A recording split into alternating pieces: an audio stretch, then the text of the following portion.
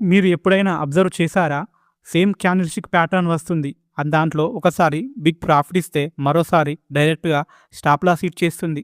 మరి ప్రాబ్లమ్ ప్యాటర్న్‌లో ఉందా? ప్రాబ్లమ్ అనేది ప్యాటర్న్‌లో లేదు. ప్రాబ్లమ్ అనేది మన సైకాలజీలో ఉంది. 95% ట్రేడర్ క్యాండిల్‌స్టిక్ ప్యాటర్న్‌ను ఫాలో చేస్తారు. కానీ ఓన్లీ 5% ట్రేడర్ మార్కెట్‌ని రీడ్ చేశారు. ఈరోజు ఈ వీడియోలో క్యాండిల్‌స్టిక్ ప్యాటర్న్స్ అంటే ఏంటి? అవి ఎలా వర్క్ చేస్తాయి? కొన్ని ప్యాటర్న్స్ గురించి వీడియోలో డీటెయిల్‌గా చూద్దాం. క్యాండిల్‌స్టిక్ ప్యాటర్న్ అంటే ఏంటి? అవి ఎలా వర్క్ చేస్తాయో సింపుల్‌గా చూద్దాం.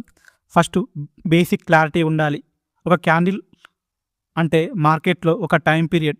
క్యాండిల్ బాడీ అనేది ప్రైస్ యొక్క ఓపెన్ మరియు క్లోజ్ మధ్యలో ఉంటుంది. అప్పర్ విక్ ఉంటే బయ్యర్స్ ప్రైజ్‌ను అక్కడి నుంచి పైకి తీసుకెళ్తారని చెప్పచ్చు. లోయర్ విక్ ఉంటే సెల్లర్స్ ప్రైజ్‌ని కిందికి పుష్ చేస్తారు అని అర్థం చేసుకోవాలి. గ్రీన్ క్యాండిల్ ఉంటే క్లోజింగ్ అనేది ఓపెనింగ్ ప్రైస్ కంటే ఎక్కువగా ఉంటుంది. రెడ్ క్యాండిల్ అంటే ఓపెనింగ్ ప్రైస్ కంటే తక్కువగా ఉంటుంది. సింపుల్గా చెప్పాలంటే ఒక క్యాండిల్లో బయ్యర్ మరియు సెల్లర్ల మధ్య పోటీ ఉందని మనం ఒక క్యాండిల్ ప్యాటర్న్ చూసి ట్రేడ్ చేస్తే అది మన ట్రేడింగ్ కెరియర్కే డేంజర్ అని చెప్పచ్చు. సింపుల్గా చెప్పాలంటే ఒక క్యాండిల్ ప్యాటర్న్ తెలుసుకొని దాని ప్రకారం ట్రేడ్ చేస్తే మనకు లాస్ వచ్చే ఛాన్సే ఎక్కువగా ఉందని సింపుల్గా. క్యాండిల్స్టిక్ ప్యాటర్న్లో హ్యామర్ గురించి చూద్దాం. హ్యామర్ బాడీ పైకి ఉండి బాటంలో విక్ అనేది లాంగ్గా ఉంటే హ్యామర్గా చెప్పచ్చు. హ్యామర్ వస్తే సైకాలజీ ఎలాగా ఉంటుందంటే సెల్లర్స్ స్ట్రాంగ్గా ప్రైజ్ని కిందికి పుష్ చేస్తే ట్రేడర్స్ ప్యానిక్ అవుతారు. కానీ సడన్గా బయ్యర్స్ ఎంట్రీ ఇచ్చి ప్రైజ్ని మళ్ళీ పైకి తీసుకెళ్తారు. సింపుల్గా చెప్పాలంటే విక్ దగ్గర డిమాండ్ అనేది స్ట్రాంగ్గా ఉందని అర్థం చేసుకోవాలి. హ్యామర్ వస్తే హ్యామర్ వచ్చింది కదా అని గుడ్డిగా ట్రేడ్ చేస్తే కొన్ని సందర్భాల్లో మనం ఫెయిల్ అవుతాం. ఎందుకంటే హ్యామర్ అనేది సపోర్ట్ జోన్ దగ్గర ఉంటే స్ట్రెంత్ ఉండి అప్ సైడ్కు ఛాన్స్ ఉంటుంది. ఇంకా సింపుల్గా చెప్పాలంటే స్ట్రాంగ్ బై ఎప్పుడు చేయవచ్చు అంటే డౌన్ ట్రెండ్లో హ్యామర్ అనేది సపోర్ట్ దగ్గర ఉంటే అక్కడ ట్రేడ్ తీసుకుంటే అకాంచెల్లి మార్కెట్ అప్ సైడ్ వెళ్ళే ఛాన్స్ ఉంది. హ్యామర్ అనేది మధ్యలో వస్తే ఇగ్నోర్ చేయాలి. ట్రేడర్స్ ఎక్కడ మిస్టేక్ చేస్తారో తెలుసా? క్యాండిల్ అనేది క్లోజ్ అవ్వకముందే ఎంట్రీ తీసుకొని కన్ఫర్మేషన్ కోసం వెయిట్ చేయరు. తొందరగా తీసుకొని మళ్ళీ లాస్ట్లోనే ఎగ్జిట్ చేస్తారు.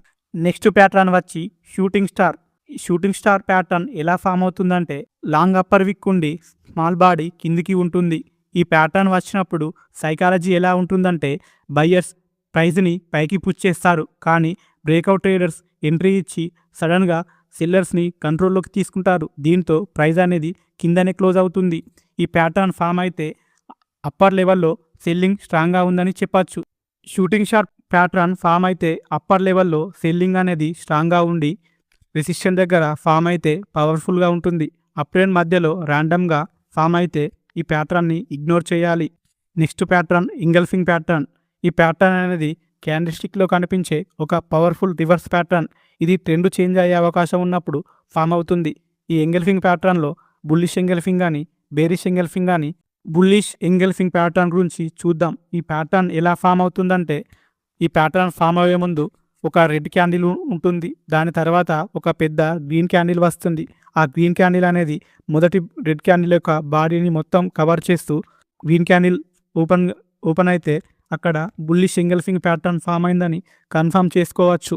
ఈ ప్యాటర్న్ ఫామ్ అయితే ఏం జరుగుతుందంటే మార్కెట్లో మూమెంట్ అనేది సెల్లర్స్ కంట్రోల్లో నుండి బయ్యర్స్ కంట్రోల్లోకి షిఫ్ట్ అవుతుందని తెలుసుకోవాలి.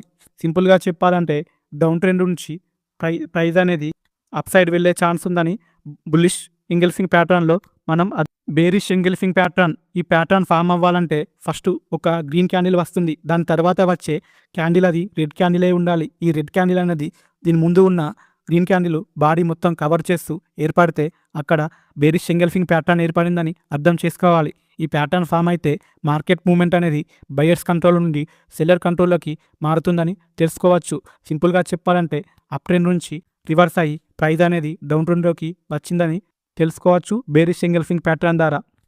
క్యాండిల్స్టిక్ ప్యాటర్న్స్ వాడిన ట్రేడర్స్ ఎందుకు నష్టపోతారో తెలుసా? చాలామంది ట్రేడర్స్ ఫెయిల్ అవ్వడానికి మెయిన్ రీజన్ ఏంటంటే వాళ్ళు కరెక్ట్గా ఐడెంటిఫై చేయరు ప్యాటర్న్స్ని. కొందరు ఐడెంటిఫై చేసిన లాస్ట్లోనే ఉంటారు. ఎందుకంటే ఫియర్ ఆఫ్ మిస్సింగ్ అవుట్. అంటే క్యాండిల్స్ ఇంకా క్లోజ్ అవ్వదు కానీ ఛాన్స్ ఎక్కడ పోతుందో అని ముందే ఎంట్రీ తీసుకుంటారు క్యాండిల్ క్లోజ్ అవ్వకముందే. దాంతో ప్యాటర్న్ అనేది ఇన్వాల్వ్ అయ్యే ఛాన్స్ ఉంది. దీంతో వీళ్ళ ఎంట్రీ కూడా ఫాల్స్ బ్రేక్అవుట్ తీసుకొని లాస్ వచ్చే ఛాన్స్ ఉంటుంది. Number 2, over trading.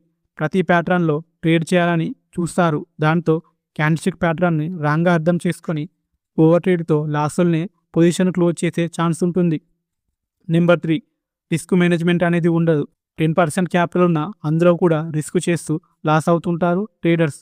Number 4, stop లాస్ని move చేయడం. అంటే స్టాప్ లాస్ మన లాస్ పెరుగుతున్న కొద్దీ స్టాప్ లాస్ని మూవ్ చేసుకుంటూ పోవడం అని. స్టాక్ మార్కెట్లో లాజిక్ అనేది సింపుల్గా ఉంటుంది. డిసిప్లిన్ ఉన్న వాళ్ళకి రివార్డ్ ఇస్తే, ఎమోషనల్తో ట్రేడ్ చేసిన వాళ్ళకి పనిష్మెంట్ ఇస్తుంది stock market. Candlestick pattern magic కాదు, అవి market psychology mirror. Single candle చూసి హీరో అవ్వాలని ట్రై చేయకండి. సిస్టమ్ ఫాలో చేయండి, డిసిప్లిన్ మెయింటైన్ చేయండి. ట్రేడింగ్లో సక్సెస్ అవ్వాలంటే 80% సైకాలజీ మీద, 20% స్ట్రాటజీ మీద డిపెండ్ అవ్వాలి. If you learn something valuable అయితే కామెంట్లో డిస్ప్లేన్ అని కామెంట్ చేయండి. నెక్స్ట్ వీడియో కోసం ఈ వీడియో కనుక మీకు నచ్చితే ఒక లైక్ చేయండి. ఈ వీడియోలో మీరు కొత్త విషయాలు తెలుసుకున్నారనుకుంటే ఛానల్ని సబ్స్క్రైబ్ చేయండి. మరిన్ని ఇలాంటి ఫినాన్షియల్ అప్డేట్ కోసం ఛానల్ని కొత్తగా స్టాక్ మార్కెట్ నేర్చుకున్న వాళ్ళకి షేర్ చేసి సబ్స్క్రైబ్ చేయమని చెప్పండి.